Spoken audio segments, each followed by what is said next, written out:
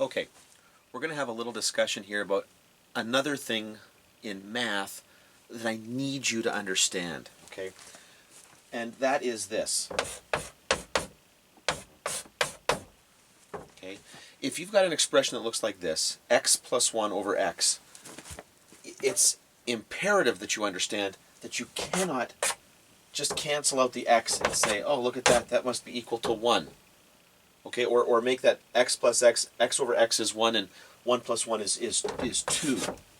Okay, it doesn't work like that. And you gotta stop doing that. Okay, now the reason why it doesn't work, okay, is because of order of operations. Let's say that you had something like 2 plus 3 divided by 2.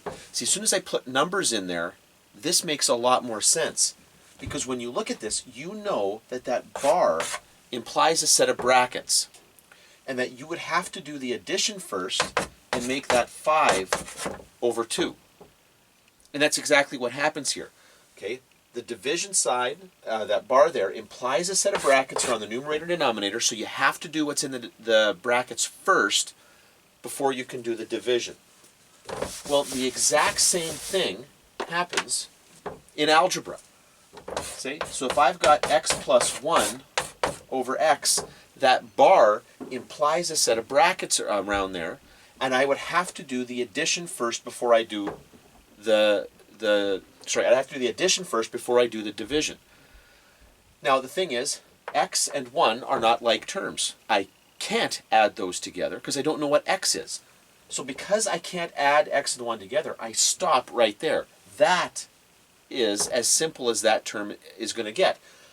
Unless you wanted to do distribution here, in which case it's going to look, it'll look different, but it'll be the same thing. I just want you to realize that you can't cancel those terms out. Now, the reason why we're so tempted to do that is because if this expression was something like this, let's say it was 2x over x, in this case you can divide out the x's. X divided by x goes to 1.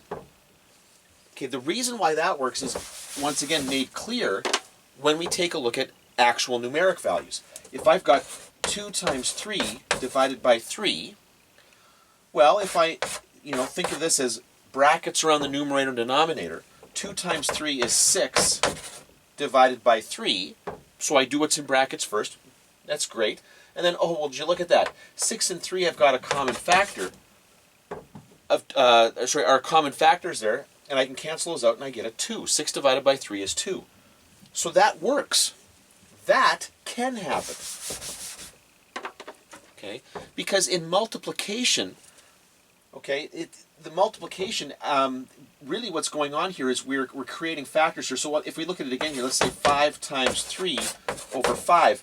What's happening in the numerator is I've got a single monomial there, and one of the factors is 5. Another factor down here in the denominator is 5, and those can cancel out. Those 5 divided by 5 would be 1. So this will give you 3 here. That's true. But as soon as you plug addition in there, okay, it's not true.